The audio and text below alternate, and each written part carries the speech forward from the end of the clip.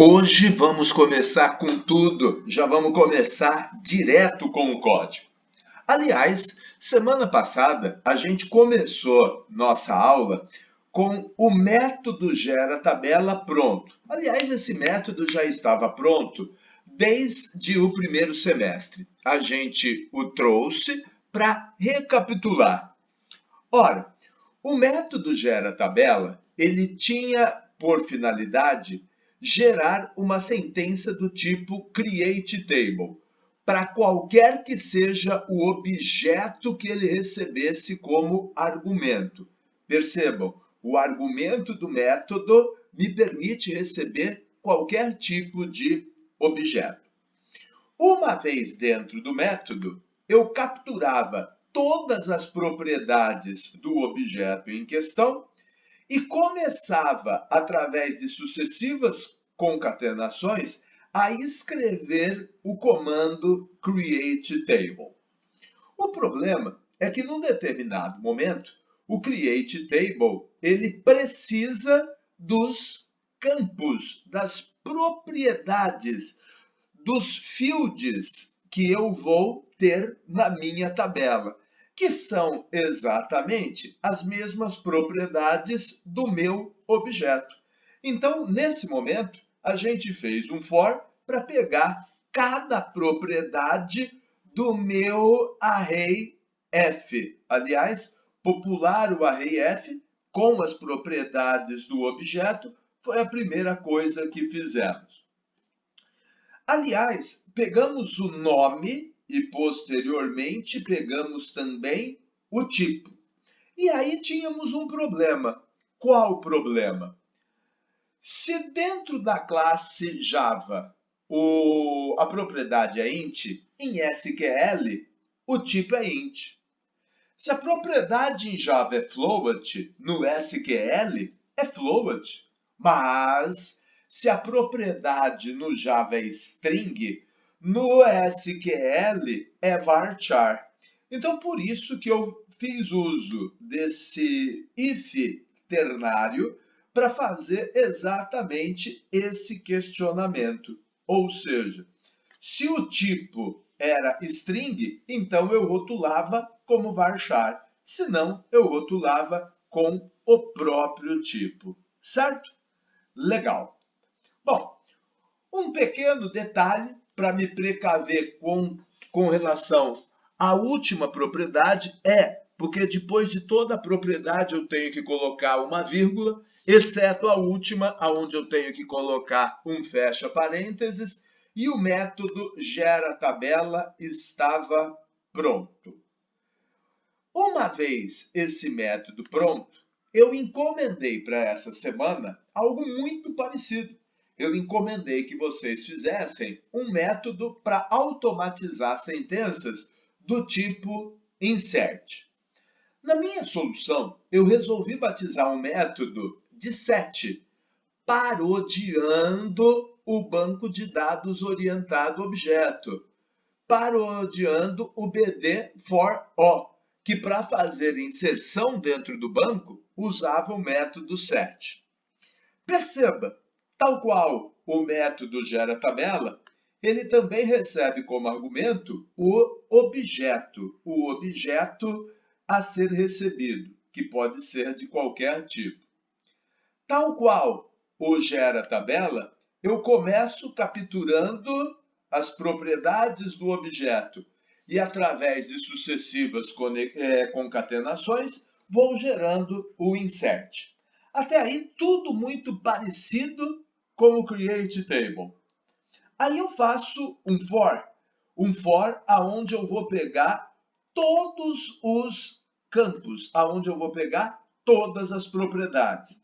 Então, após esse for, o meu comando vai estar insert into, tab, livro, abre parênteses, título, vírgula, autor, vírgula, editora. Ou seja, até aqui, você deve ter tido muita facilidade para fazer. Na verdade, você deve ter feito um Ctrl+C do gera tabela e um Ctrl+V. A partir de então, eu tenho que me preocupar com os values. E eu havia pedido que, ao invés de colocar os dados propriamente dito, você colocasse o nome dos métodos que vai me gerar os dados. Ou seja, ao invés de colocar o título do livro propriamente dito, eu pedi para você colocar getTítulo. Ao invés de colocar o autor, eu pedi para que você colocasse o nome do método, getAutor, que vai me trazer o autor do livro. E como eu fiz isso? Como ficou minha solução? Ora, eu, precedendo o nome da propriedade, eu coloquei o prefixo get. Como a primeira letra obrigatoriamente tem que ser em maiúscula, eu fiz aqui uma substring. Eu peguei um caractere a partir da posição 0 e dei um uppercase nele. E depois concatenei com o resto da string, ou seja, com todo o conteúdo que está a partir da posição 1. Mais uma vez, verifiquei se o tipo é string, porque se o tipo é string, o valor deve aparecer entre aspas simples. Caso contrário, o valor deve aparecer explicitamente. E assim está pronto o meu método insert, ou melhor, o meu método set, que automatiza a geração de sentenças do tipo insert. Beleza. E isso funciona? Funciona. Aliás, percebam que eu fiz também uma rotina de teste. Até aqui já estava, é o teste do gera tabela. Aí eu gerei um objeto do tipo um livro, setei suas propriedades e invoquei o método set, passando como parâmetro o objeto um livro. Perceba, está igualzinho ao BD4O que vimos no semestre passado. E ao executarmos este programa, minha primeira execução no NetBeans sempre demora um pouquinho mais, nós teremos na tela a sentença insert gerada com propriedade. Percebam que eu aqui tenho o nome dos métodos que me darão os dados. Eu não tenho os dados ainda. E eu acredito que você sabe qual vai ser o nosso próximo passo, não sabe? Exatamente. O nosso próximo passo será gerar os dados a partir dos métodos que nós já temos. Ou seja, agora nós vamos invocar os métodos para gerar os objetos. Ok? Bom, meus amigos, eu tenho certeza que você lembra do termo invoke. Nós já usamos isso no semestre passado.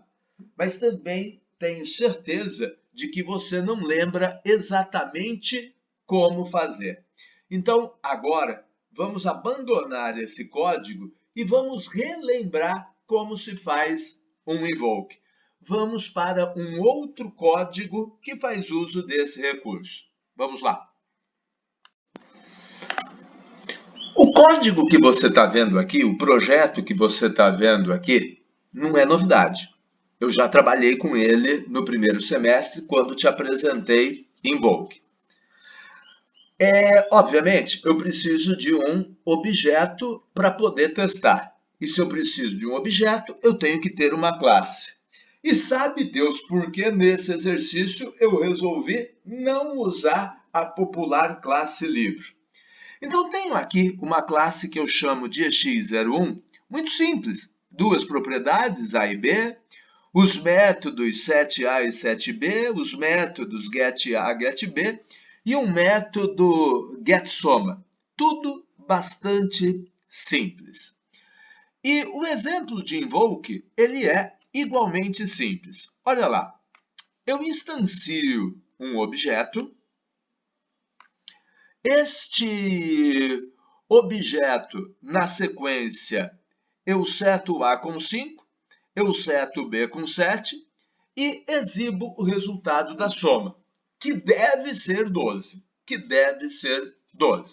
Até aí, tranquilo, a gente nem precisava gastar o nosso tempo. Porém, eu aqui embaixo, dentro desse bloco try, eu tenho exatamente o mesmo procedimento que aqui.